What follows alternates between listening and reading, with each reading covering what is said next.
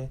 ये स्टॉक में आज ज़बरदस्त मोमेंटम देखने को मिल रहा है और कोल इंडिया से करीब 3,550 करोड़ रुपए का एक बड़ा ऑर्डर जो है यहाँ पर कंपनी को मिला है। 10% की तेज़ी आप शेयर में देखिए और 15% से ज़्यादा कुछ साल पहले आया था, उसके बाद फिर थोड़ा सा यहाँ पर जो है वो हल्का नीचे आता हुआ दिखा, लेकिन 10% के आसपास की तेज़ी अभी भी स्टॉक में बनी हुई है यहाँ पे। और सोलर पीवी प्रोजेक्ट जो है उसको और ज़्यादा एक्सपेंड करने के लिए एक बड़ा जो है यहाँ पर ऑर्डर मिलता हुआ दिखा है। यहाँ पर ये स्टॉक जो मैं अभी पीवी की बात कर रहा था यहाँ पे सोलर मॉड्यूल के हिसाब से ये इंपॉर्टेंट है। बीकानेर में 875 मेगावाट के ग्रिड से जुड़ा हुआ सोलर पीवी प्रोजेक्ट है ये, और इस प्रोजेक्ट के हिसाब से अगर आप देखें थोड़ा सा तो महाराष्ट्र में 50 मेगावाट के एसी प्रोजेक्ट को लेकर अभी ऑर्डर मिलता हुआ दिखा है। यानी कि ऑर्डर के दम पे जो है वो स्टॉक जो है वो 10% के आसपास की छलांग मार रहा है और जो ये कुल ऑर्डर है करीब 3,500 करोड़ के आसपास का है। Sir, sterling and Wilson renewables, क्या आपकी यहाँ पे सलाह है इस स्टॉक को लेकर? क्या जो है ये जो तेजी आगे भी मोमेंटम जो है वो जारी रहेगा यहाँ पर? देखिए हर्षी, इस पे ना एक सवाल मेरा जरूर होता है कि 2024 में ये स्टॉक ना 820 रुपए ट्रेड हो रहा था। मैं सही रेट बता रहा हूँ, 2024 में ये 820 रुपए ट्रेड हो रहा था। तो क्या गिरा, कितना गिरा, कहाँ पहुंचा? लो अगर आप देखें तो रिसेंट अभी 180 रुपए के आसपास का बना था। तो 10% या 15% की रैली से इसका कुछ बदलाव नहीं आने वाला है।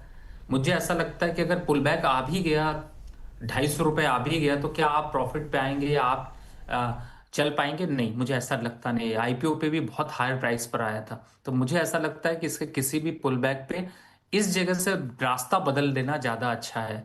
और बदल कर कहाँ जाना है? आपके सामने ऑप्शन है, पावर ग्रिड ऑप्शन है, एनएचपीसी ऑप्शन है, टाटा पावर ऑप्शन है, एनटीपीसी ऑप्शन है, एनटीपीसी ग्रीन ऑप्शन है, बहुत से ऑप्शन आपको मैंने बताए। लेकिन इसके जो रैली है उस पर मैं सिर्फ एक बार को एग्जिट ही करने की सोचूंगा, अगर हिम्मत पड़ पाई। 700-800 का बाय है, हिम्मत भी तो चाहिए निकलने के लिए।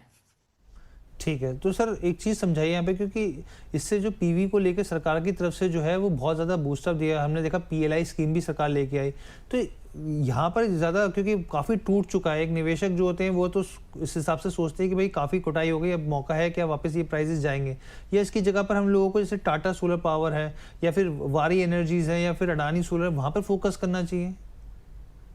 एक्चुअली में हर्ष, मैं आपको बताऊं कि जो ये ईवी और सोलर की आप बात कर रहे हैं, अगर आप इंडस्ट्री के, मैंने बहुत कम शेयर कभी भी इन लोगों में से बाय किए हैं और हमेशा मैंने स्ट्रांग शेयर बाय किया, क्योंकि मुझे ऐसा लगता है कि सरकार की स्टोरी, सरकार के बेनिफिट, और ये इंडस्ट्री चली इसीलिए रही क्योंकि इनको बेनिफिट के नाम पे, सब्सिडी के नाम पे जो चीजें मिल रही हैं। अदरवाइज देखा जाए तो कंपनियां प्रॉफिट नहीं कर रही। एक रियल एग्जांपल है ओला।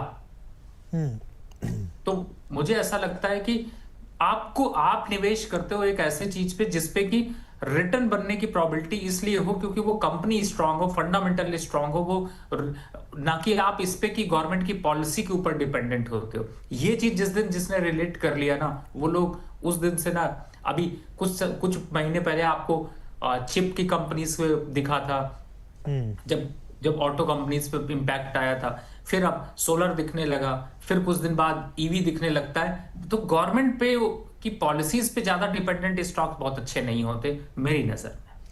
ठीक है सर, तो यहाँ पर